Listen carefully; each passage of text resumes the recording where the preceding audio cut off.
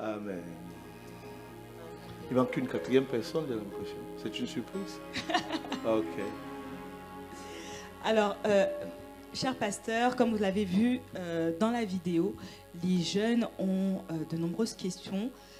Mais l'une des questions principales, c'est après le week-end qu'on vient de passer, le week-end dernier, avec l'homme de Dieu, le pasteur Ghislain Biabatantou, comment faire pour rester embrasé et pour ne pas que ce feu-là qui a été allumé s'éteigne? C'est la question. C'est la question. Ah. Waouh, tu veux répondre, chérie? Aïe, aïe, c'est une excellente question. Tout à l'heure, au premier culte, on a parlé des... pour voir tout le monde? Ok. C'est pas moi qui ai mis les chaises. Donc. Comme ça, on voit tout le monde. Amen. Déjà, je voudrais rendre grâce à Dieu pour la magnifique jeunesse de la Bourgogne-Franche-Comté. Il y a beaucoup de créativité, beaucoup d'innovation. Et on bénit Dieu pour ça. Magnifique vidéo. Quelqu'un a apprécié la vidéo? Wow. Merci Seigneur. Et puis, je pense qu'on refera aussi le flash mob. Parce que moi, je n'ai pas assez goûté le flash mob. Est-ce que vous êtes prêts, le flash mob? Donc la question c'est, comment faire pour garder le feu qu'on a reçu? C'est ça?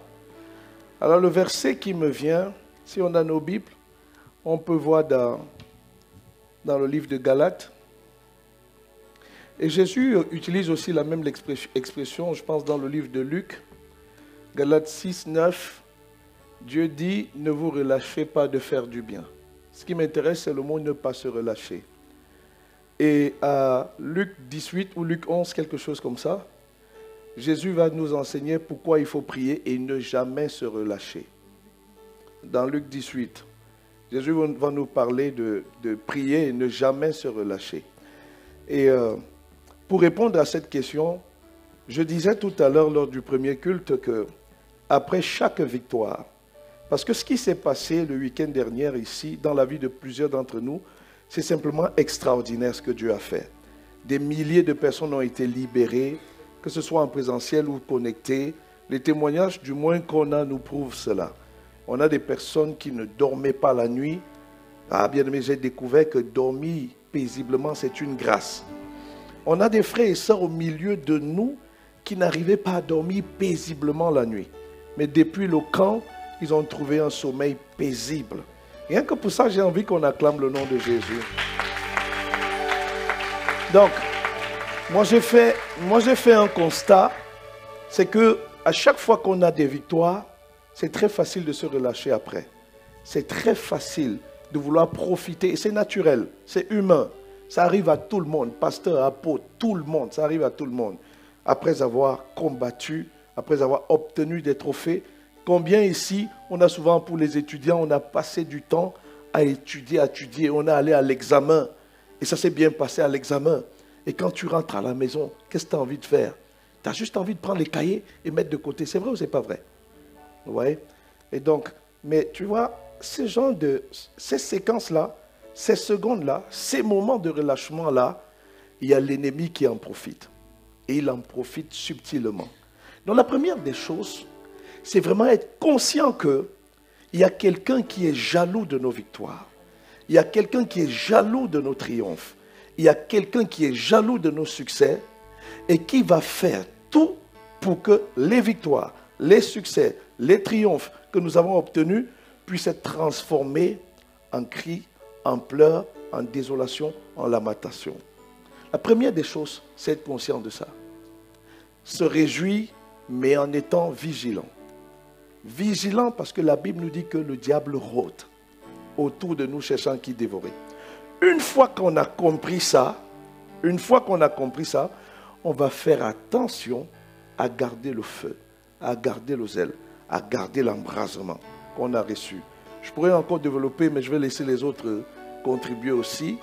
Notamment ma Miss, si elle était la seule, l'unique. Ma tante épouse. Alléluia. Oh, tu peux acclamer Dieu mieux que Toute ça. la gloire à Jésus. Amen. Donc moi, mon verset, ça va être dans Proverbe 4. C'est d'ailleurs un verset que Pasteur Narcisse nous a donné au premier culte. Proverbe 4, verset 23. Sur le fait de veiller vraiment sur son cœur. Et ça rejoint exactement ce qu'il disait tantôt. Donc on va le lire parce que c'est bien de lire la parole de Dieu. Ça fait du bien à notre cœur. Amen. Donc Proverbe 4, au verset 23. La Bible dit, je lis dans la version parole de vie, par-dessus tout, surveille. J'aime bien cette version parce que là, il y a vraiment un engagement de notre part. Surveille ton cœur, car il est la source de la vie. Amen. Parce qu'en effet, pour rejoindre vraiment, pour aller dans le même sens que ce qu'il disait, après avoir eu un temps autant intense d'embrasement, et on le voit même avec les disciples, ils sont allés sur la montagne de la transfiguration. Mais après, quand ils sont descendus, on voit qu'on leur a amené justement un enfant qui était possédé, HSC. Mais ça se voit qu'il y avait eu effectivement du relâchement. Parce que tellement ils avaient été embrassés, tellement ils avaient vu la gloire de Dieu, le risque justement, c'est que quand on redescende dans la vallée, qu'on se retrouve justement en train de perdre le feu. Et comment veiller? En effet, déjà commencer par soi-même, commencer par son cœur, veiller sur son cœur, afin que, justement, on a vu pendant le camp, il y a eu des libérations, afin que ceux qui est sorti ne puissent plus revenir. Amen. Et comment veiller? Quelqu'un va me dire, j'entends quelqu'un me dire, mais ok, on veille sur son cœur, mais comment veiller sur son cœur? Déjà au travers de la parole.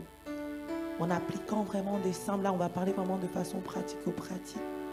Méditer la parole de Dieu, la parole qui nous construit de l'intérieur. Laisser le Saint-Esprit nous construire au travers de la parole. Passer du temps justement de qualité avec le Saint-Esprit, des temps d'intimité. Et pour vous faire un petit témoignage, moi quand je suis rentrée le lundi, je suis allée m'enfermer avec le Seigneur.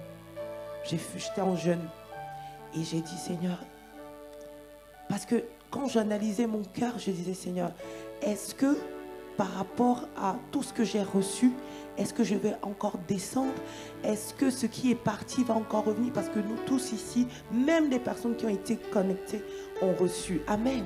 Amen. Donc la question c'était, est-ce que Seigneur, je vais rentrer à ce que j'ai vomi? Ou bien par ta grâce, tu m'amèneras de gloire en gloire selon 2 Corinthiens 3, 18. Amen. Et donc pour cela, il me fallait encore aller dans sa présence et lui demander vraiment de m'accorder la grâce. Amen.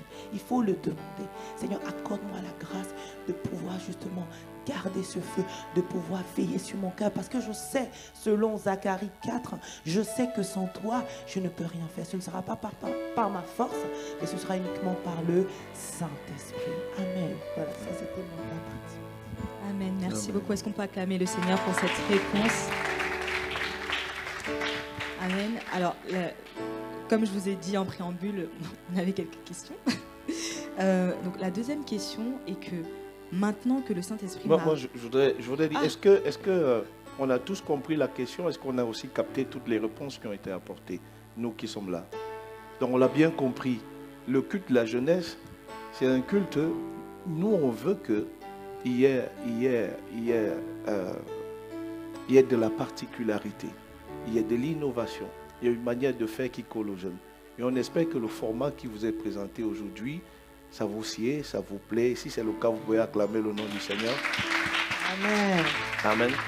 Et je pense qu'on mettra des boîtes à outils, on mettra des boîtes à suggestions pour que les uns et les autres puissent contribuer par leurs idées sur aussi, parce que nous croyons que vous êtes membre de cette assemblée et qu'il y a des choses que Dieu met dans vos cœurs. Amen. Et ça peut bénir l'assemblée. Amen. Amen. Amen. Yes. Let's go on. D'accord. Donc, prochaine question. Maintenant que le Saint-Esprit m'a rempli et que je sais dans quel ministère je suis appelée, à l'intérieur ou à l'extérieur de l'Église, je fais quoi? Je commence par où? On va laisser le responsable. T'es jeune? Oh, monsieur le responsable. On est près des pères, on va laisser les pères prendre la parole. qu'on est tous Ça, venus c'est pour l'histoire apprendre, du n'est-ce jardin pas? d'Éden. Pasteur Ivan, au secours. Je pense qu'on est tous venus recevoir, on est tous venus apprendre, donc on va laisser les pères. C'est la fuite en avant. C'est l'histoire du jardin d'Éden, Pasteur Narcisse. Dans la C'est question, la c'est... femme. Alors, la question c'est, maintenant que le Saint-Esprit m'a rempli et m'a révélé dans quel ministère je dois Mais opérer, si tu as révélé, ça va? je fais quoi? Maintenant que j'ai l'information, je fais quoi? Mais Je si tu commence as la où? révélation, tu as tout. Euh, C'est pas sûr. Non, C'est vrai ou c'est pas vrai? Parce que des fois on a l'information, mais les La actions, mise en pratique, voilà, c'est ça. c'est l'action qui manque. La Bible dit que c'est que ta main... Non, mais la question, elle est très générique pour moi. Il faut peut-être... Faut un petit Vous ne peu pensez pas? préciser. Hein? Il y a quelqu'un qui a envie de, Oui. de préciser la Oui, question c'est ici. vrai. On a déjà compris ou pas? Oh, on participe quand même. Les amis, c'est l'église. Dis à ton voisin, on est à l'église. Qui veut préciser, elle a levé la main, elle veut préciser. Oui, il y a la quelqu'un qui question. veut préciser. On partage le micro. On va répondre. Parce qu'en effet, Non, reste. il y a quelqu'un qui... On a un autre micro, non? Ou pas? Ah, s'il n'y a pas comme ça, tout le monde va voir qu'il nous faut des micros. Donc, Voilà, il y a un micro là. ah, Est-ce on qu'on peut église acclamer le 2025. Seigneur? allez. Amen. Parce que le culte de la jeunesse, si vous voulez, se veut interactif.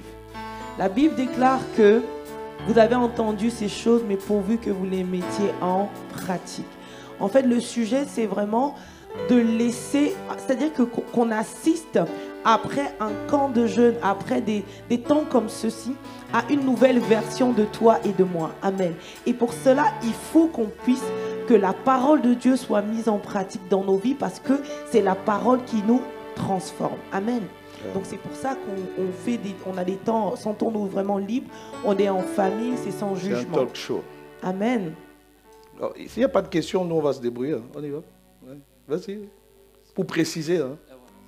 La précision. En fait, ce que j'ai compris à travers cette question, c'est que la personne a reçu ce qu'elle doit faire, mais elle ne sait pas comment le faire. Donc peut-être que dans la révélation que le Saint-Esprit lui a donnée, il n'a pas donné la méthode, donc il demande à ses parents spirituels comment faire le premier pas, quel premier pas qu'il doit poser pour accomplir ce qu'il a reçu. On est d'accord avec ça? Amen. Oh. Il s'appelle Eddie Mac. Amen. Il est missionnaire à Besançon. Amen. Acclame Jésus. Ah non, moi je pense que une fois que, alors les conditions c'est que tu dis que on a reçu le Saint-Esprit. Il nous a remplis. Et comment on se déploie, c'est ça?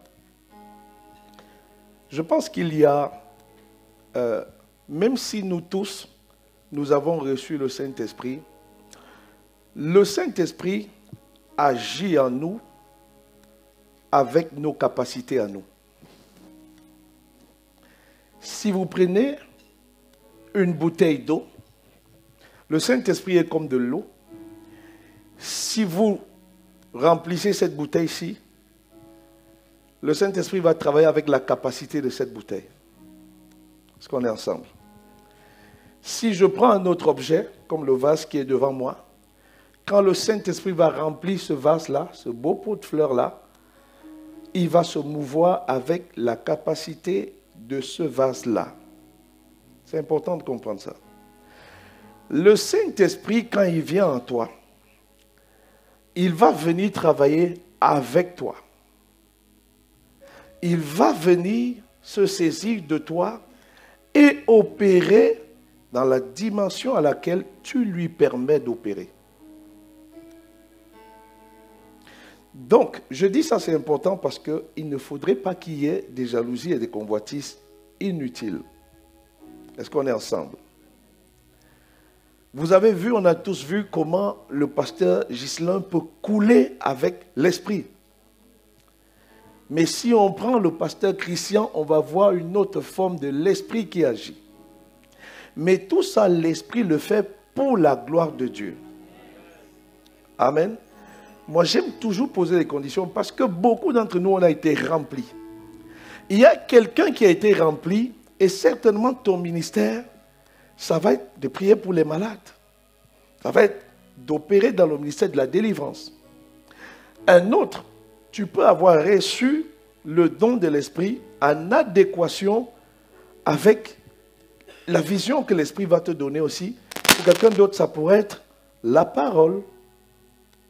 Pour quelqu'un d'autre, ça pourra être, je ne sais pas, différents dons, différentes capacités. Ce que j'essaye de l'encouragement, ce que j'essaye de dire, c'est que le Saint-Esprit agit fonction de nos capacités. Nous pouvons, bien qu'on l'ait reçu, nous pouvons le limiter ou nous pouvons le laisser nous amener plus loin. Donc quand il est venu, la première des choses que nous devons faire, c'est de nous soumettre à lui totalement. Ne pas lui offrir de résistance. Le Saint-Esprit, c'est une personne. Il va se manifester en vous, à l'intérieur de vous, par une voix, par une pensée. Et souvent vous dites, une voix me dit, mon cœur me dit. Quelqu'un me suit ou pas? Ça, quand c'est en adéquation avec la parole de Dieu, le Saint-Esprit est en train de vous parler. Et donc, ça va être une expérience qu'il va développer avec vous. Et cette expérience-là, pour favoriser cela, parce que la question c'est, je fais quoi? Mettons rapidement en place des temps de qualité, d'intimité avec lui. C'est comme un mariage. Le jour où tu te maries, tu as prévu la nuit de noces. C'est vrai ou c'est pas vrai? Si c'est vrai, il y a quelqu'un qui froisse au visage, je ne sais pas pourquoi. Mais les mariés savent de quoi je parle. Si un marié ici acclame le Seigneur Jésus.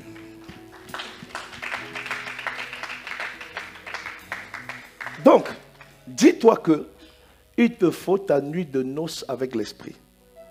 Saint-Esprit, tu es venu. Tu m'as rempli. Qu'est-ce que je fais? Il faut que je te donne la place. Il faut que je te connaisse plus. Il faut qu'une intimité naisse entre toi et moi. Et ça, tu n'as pas besoin du pasteur. Et ça, tu n'as pas besoin de l'apôtre. Tu as tout ce qu'il te faut, le Saint-Esprit. Amen. Jean 16, 13 dit qu'il te conduira dans toute la vérité. Donc, étape numéro 1, je t'en supplie. Maman Nathalie disait tout à l'heure, après Nathalie disait, dès le lundi, elle s'est enfermée avec lui. Enferme-toi avec lui. Mets la parole de Dieu au centre. Mets les temps d'adoration de l'apôtre Ivan. Before the throne. La compilation de 2 heures de prière non-stop. Passe du temps avec lui. Sature-toi de lui. C'est la première des choses qu'il faut faire. Parce que avant de servir, on est dans le faire. Laisse-le faire de toi l'être que tu dois être. Amen. Est-ce qu'on est ensemble? Laisse-le faire de toi la personne que tu dois être. Parce qu'il y a des fleuves d'eau vive, des fleuves de joie, de puissance, de délivrance, de libération. Et écoute-moi, tu n'as pas besoin d'être pasteur, apôtre, bishop, docteur, prophète pour expérimenter le Saint-Esprit à une dimension sans pareille. Amen. Quelqu'un me suit ou pas? Amen. Et je peux te dire que pasteur Ghislain a été ordonné pasteur ou pas. Rien que quand tu l'observes, tu sais que c'est un homme de l'esprit. Amen. Or, être un homme de l'esprit, ce n'est pas être un homme ordonné. C'est être un homme intime avec l'esprit. Donc la première des choses, cultivons l'intimité avec le Saint-Esprit. Amen. Cultivons ça. La première des choses. Cultivons. Comment de manière pratique tu fais ça? Enferme-toi dans ta chambre. Une journée à 24 heures.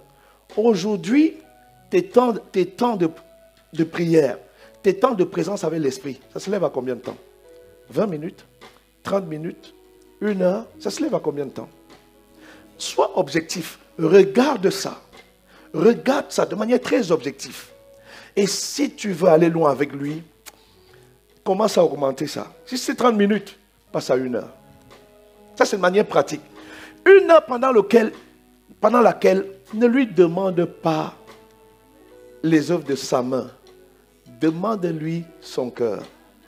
Demande-lui de le connaître. Dis-lui que je veux te connaître. Je te désire. Quel que soit le problème que tu as, oublie ce problème. Quels que soient les soucis que tu as, oublie les soucis.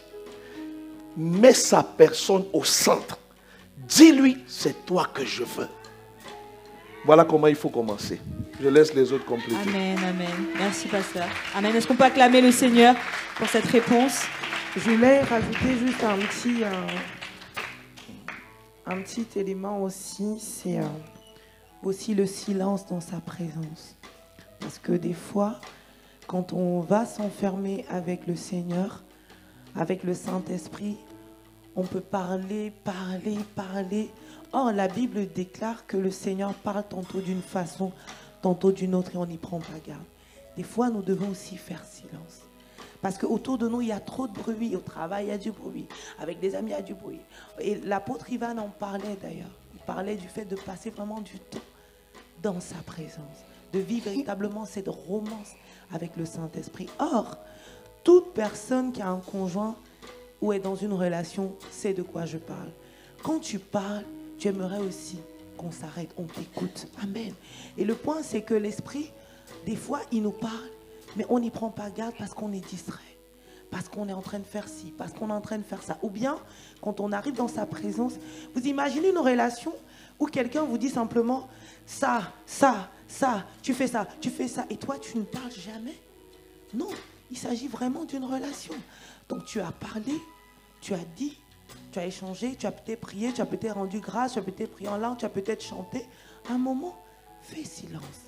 Écoute aussi ce qu'il a à te dire.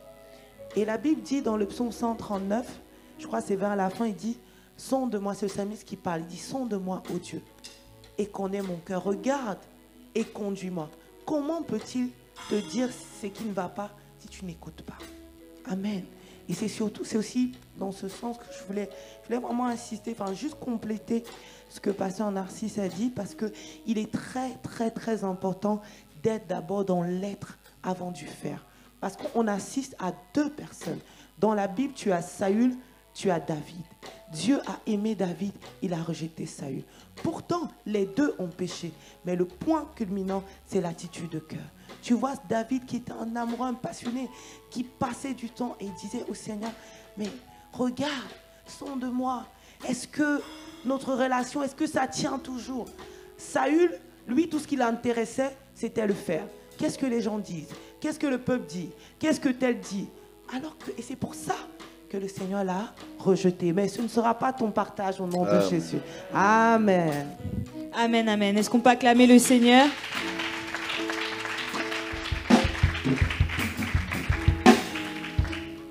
Alors, dernière je vais compléter parce que je viens de recevoir ça. Vous voyez, dans le livre de Samuel, c'était quelqu'un qui avait développé la présence de Dieu.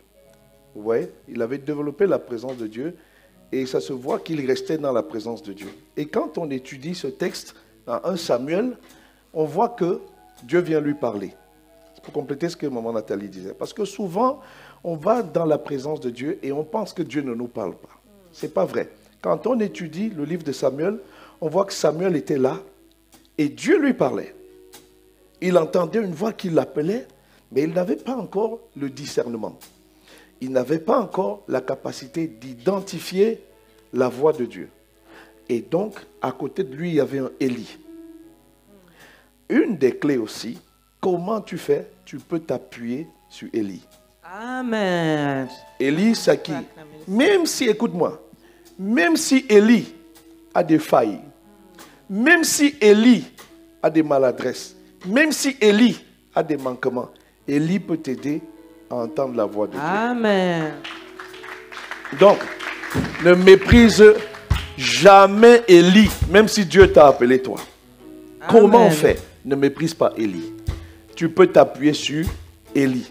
Élie, ça peut être ton pasteur, ça peut être un aîné, ça peut être un ancien, ça peut être un diacre, ça peut être un autre frère et soeur, une soeur de l'église. Amen. Qui est un compagnon important pour t'amener à aller loin avec lui. Donc, je viens de recevoir ça. Voilà. Amen. Amen. C'est également un des points que je voulais apporter. Donc, je lui ai envoyé un message. Ce qui moi, a aiguisé ma foi, en fait, c'était le fait de me retrouver aussi avec des embrasés. Si au début, tu as du mal à prier toi-même dans ta chambre, commence à te connecter à quelqu'un qui est embrasé. Commence à te connecter à quelqu'un qui est enflammé. Plus il va t'enflammer, t'embraser, tu vas passer des temps de qualité avec le Seigneur et ça sera pour toi, en fait, une romance. Donc, connecte-toi à un embrasé. Je pense dans l'église, tu sais, celui, en fait, qui manifeste la vie de l'esprit, qui est un amoureux, qui est un assoiffé. Connecte-toi et tu vois, en fait, que cette vie de l'esprit, tu vas la manifester également. Donc, voilà. Amen. Amen, amen, merci. En tout cas, moi, ce que je retiens de ces points, c'est vraiment travail à être plus qu'à faire et entoure-toi des bonnes personnes qui vont t'aider dans l'accomplissement de ta destinée. Amen. Amen. Alors, une dernière question. Donc, le pasteur Ghislain a dit il faut qu'on demande au Saint-Esprit pour savoir à qui on doit aller parler, à qui on doit aller parler de Dieu et comment on doit parler de Dieu. Maintenant, bon, ça a été un petit peu répondu durant les échanges, mais comment je fais la distinction entre c'est Dieu qui m'envoie parler à cette personne et non, c'est moi-même je vais de mon propre chef. Ok. Comment on fait pour distinguer? On a compris la question? Oui. Ok, gloire à Dieu. On acclame le Seigneur si on a compris la question. Alors, ça revient à identifier la voix de Dieu. Bon, on va faire un exercice. Maman Prisca, tu peux parler? Bon, je vais demander aux gens de parler. À tout hasard dans l'église. Que chacun se sente libre de parler, s'il vous plaît. Sentez-vous libre de parler. Vous tenez debout et vous parlez. Bon, restez assis et vous parlez. Restez assis et vous parlez. Quelqu'un élève la voix plus que tous les autres. Bon, moi j'écoute la voix de Maëva. Allez-y, parlez. J'écoute la voix de Papa Philippe. J'ai écouté la voix de Franck Yogem. J'ai écouté la voix de Yao. J'écoute la voix de Inès. J'ai écouté la voix de Samuel. J'écoute le sourire de Olive. Bon, je peux fermer les yeux et écouter. Je vous explique maintenant. Bon, maintenant, parlons tous au même moment. Parlons tous au même moment. Essayons de prier tous au même moment. Élevons la voix tous au même moment. Tous au même moment. Battons même les mains.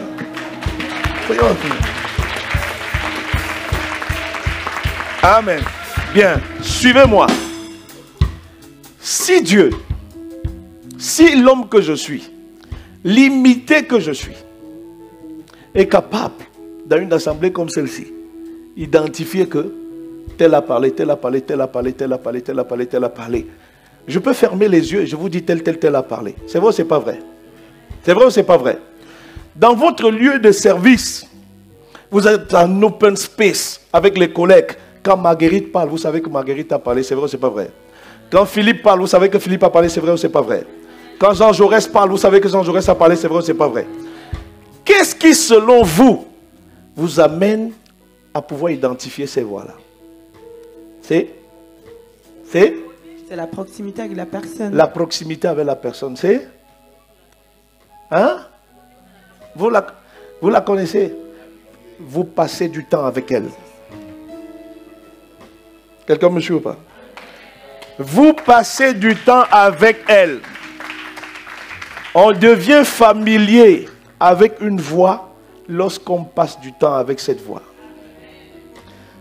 Il y a quelqu'un ici qui n'a peut-être jamais rencontré l'apôtre Ivan. Mais si on met tant d'adoration prophétique, ça c'est l'apôtre Ivan qui prie.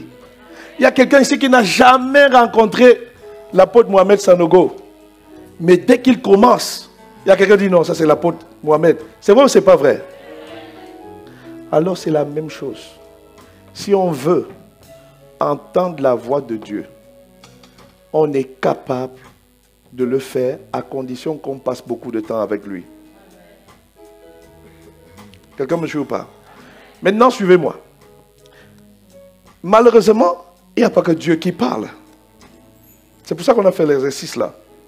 La chair te parle. Les esprits méchants parlent. Ton âme te parle. Ton corps te parle. Plusieurs sources parlent. De même qu'on vient de faire l'exercice, on a été chacun capable de dire, ça c'était la voix d'Eddie, ça c'est la voix de tel, ça c'est la voix de tel, ça c'est la voix de tel, ça c'est la voix de tel. Est-ce qu'on est d'accord? On est aussi capable spirituellement de savoir dire, ça c'est la voix de la chair, ça c'est la voix du diable, ça c'est la voix du péché, ça c'est la voix du mensonge. Ah, ça c'est la voix de Dieu, ça c'est la voix de Dieu, ça c'est la voix de Dieu. Je m'accroche à la voix de Dieu. Amen. Quelqu'un me suit ou pas? En développant les temps d'intimité avec Dieu, on finit par identifier sa voix. Même si l'ennemi peut souvent venir se braquer, se placer sur la fréquence Saint-Esprit.fm, on ne va pas être piégé comme Isaac a été piégé. Quelqu'un me suit ou pas? Quelle que soit l'apparence que l'ennemi prend. Parce que regarde, écoute-moi, le jour où Pierre a dit à Jésus, ah Jésus, n'en déplaise. Quand Jésus leur a annoncé qu'il fallait qu'il parte, qu'est-ce que Pierre a fait? Pierre a dit, Seigneur Jésus, n'en déplaise, ça ne peut pas arriver. Jésus, qu'est-ce qu'il a dit? Arrière de moi Satan. Mais si on analyse les Écritures, on va comprendre quoi? Que Satan a pris la voix d'un disciple de Jésus. Vous me suivez? Satan a parlé par la voix d'un disciple de Jésus. Ça veut dire que, normalement, c'est la voix d'un disciple qui parlait. Et quel est ce type de maître qui ne fait pas confiance à ses disciples? Vous avez déjà vu ça où? Mais parce que Jésus a un esprit de discernement poussé, il a su tout de suite identifier que là, l'ennemi a usurpé une voix. La voix d'un disciple pour l'induire en erreur. Quelqu'un me suit ou pas? L'intimité que tu vas passer avec Dieu va faire en sorte que tu saches écouter la voix de Dieu et écouter tes propres pensées. Tu sauras que non, ça c'est ma chair, ça ce sont mes pensées. Il y a des moments c'est évident. Parce que chaque fois que la pensée va te dire ne pardonne pas parce qu'on t'a fait du tort. Alors que c'est écrit noir sur blanc dans les Écritures. Pardonne-nous nos offenses. Matthieu 6 à partir du verset 9. Comme nous pardonnons à ceux qui nous ont offensés. Là c'est clair que tu dois pardonner. Là c'est clair, c'est écrit. Maintenant, la Bible n'a pas tout écrit. Pourquoi? Parce que le Saint-Esprit est venu pour nous conduire dans toute la vérité. Quelqu'un me suit ou pas? Or, connaître cette vérité, c'est l'intimité avec le Saint-Esprit. Et c'est lui qui va donc nous aider à savoir, ah non, ça ce sont tes pensées qui t'ont parlé. Et donc la dimension des pensées, c'est l'expérience de Jésus là avec Pierre. Parce qu'en soi, de toi à moi, est-ce que ce que Pierre a dit était mauvais? Est-ce que Pierre ne voulait pas du bien à son maître? Mais dès qu'une chose n'est pas en accord avec le plan de Dieu, tu dois rejeter. Même si ça paraît beau. Et c'est ce que Jésus a appliqué. Et Jésus allait jusqu'à dire, arrière de moi Satan. Ça nous montre à quel degré de subtilité le diable opère. C'est-à-dire que le diable peut venir prendre la parole de Dieu. Il retire ça de son contexte. Mais si toi, tu n'es pas habitué à avoir cette intimité avec lui, tu vas croire que c'est Dieu qui t'a parlé. Tu vas dire, ah non, c'est la parole de Dieu, c'est Dieu. Mais est-ce que c'est le contexte? Toujours ça qu'il faut se poser comme question. Donc, la clé majeure, c'est vraiment, les amis, l'intimité. De manière pratique, c'est tout ce qu'on dit là depuis. Je m'enferme avec lui. Je cherche des personnes qui sont connectées. Je m'appuie sur les aînés. Je m'appuie sur les pères. C'est ça qui va me faire progresser. Amen. Amen. Est-ce que vraiment on peut acclamer les Seigneurs pour ces paroles de qualité? Assurément, ce matin, on a été bénis, on a été édifiés. Donc, merci, pasteur. Merci, assistant pasteur. Avant de clôturer ce moment, est-ce que vous avez un conseil, un mot de la fin pour la jeunesse de la Bourgogne-Franche-Comté? Tu veux y aller?